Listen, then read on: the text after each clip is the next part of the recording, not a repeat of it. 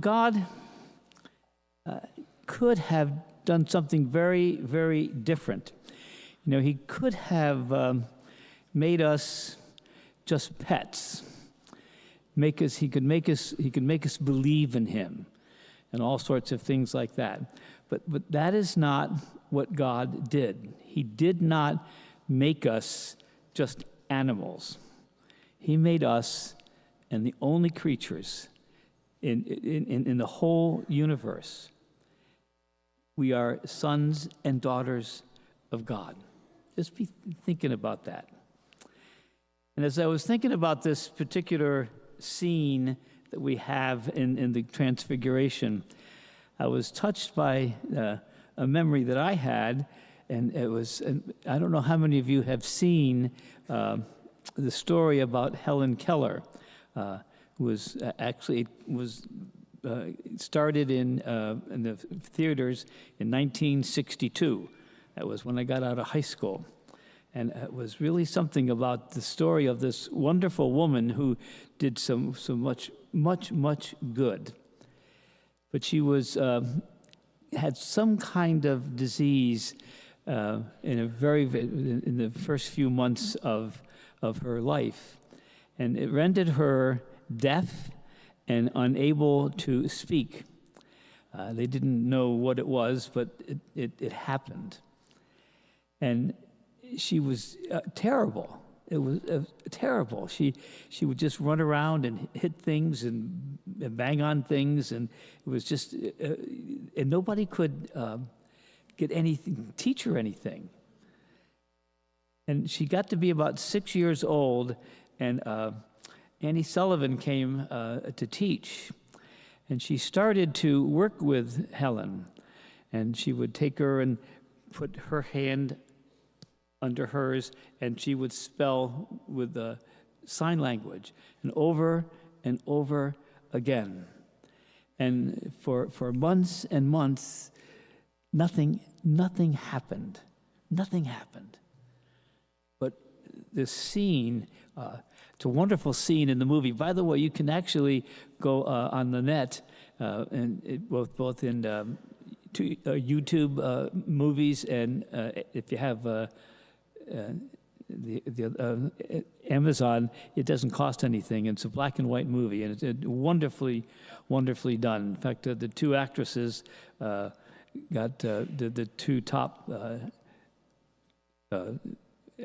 Academy Awards. But that was a moment, and all of a sudden, she got it. She was pumping water, and all of a sudden, it dawned on her that these signs mean water. And she started to learn. And in the next hour, she learned, I think it was like 30 words. And for 6 years, she had not said anything. And she ended up having an incredible life, and did so many good things, and she was an author, etc. That was that breakout moment. It happened. Well, it's kind of what it would be like with the apostles seeing Jesus transfigured, and seeing Moses and Elijah, the law and the prophets.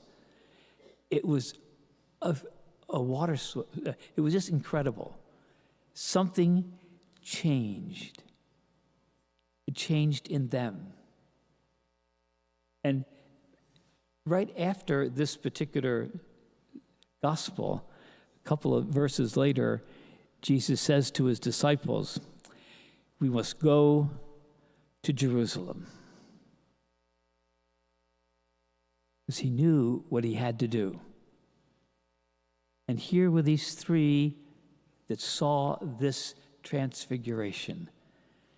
Now, I'm not sure if you've ever had one of those moments.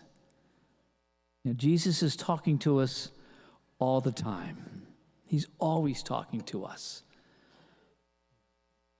All of the sacraments we have.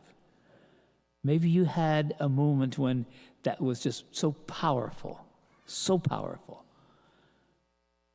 that it changed something. Well, Monsignor, this is just the way it is. It's just the way God made me. And whenever anybody says that, I always kind of go, I hope not. I hope not. We need to find those breakout moments. You can't make it happen, but we can start to help ourselves be open when God wants to do that. God's not going to make you. He's not going to make you respond. We have to do that ourselves. And a lot of people just, don't go there. So maybe this Lent, some things that might happen, maybe a really good book. Thomas Merton's I can't think of the name of it right now, but it's got 7 in it, I know that, but that's a tremendous one. Fulton Sheen, The Life of Christ, perhaps Quo Vadis. There's lots of good books we could read, theological ones, and we can read some great religious books that aren't right theology, but they have some incredibly good things that can teach us if we allow our mind to do that. So if you're thinking about that, maybe read a really good book, and not some of the ones that they do for 7th graders or 5th graders. For adults, there's some great books out there, and maybe do that. Take a half an hour a day to read a book. You don't have to read it all at once. Quo Vadis is a wonderful, wonderful book. The life of Christ, the saints that have written so many things. We can do that.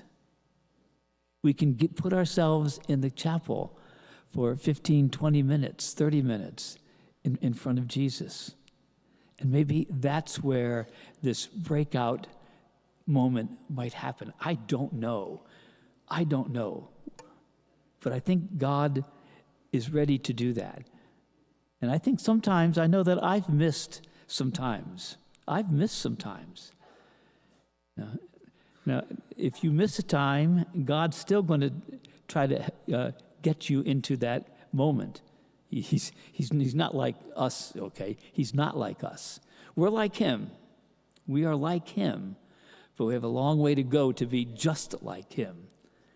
And so he's always ready to do that, because he wants you and I to be able to listen to his heart, and he'll be there. He'll be there for us.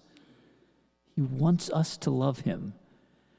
No, Monsignor, I do love him.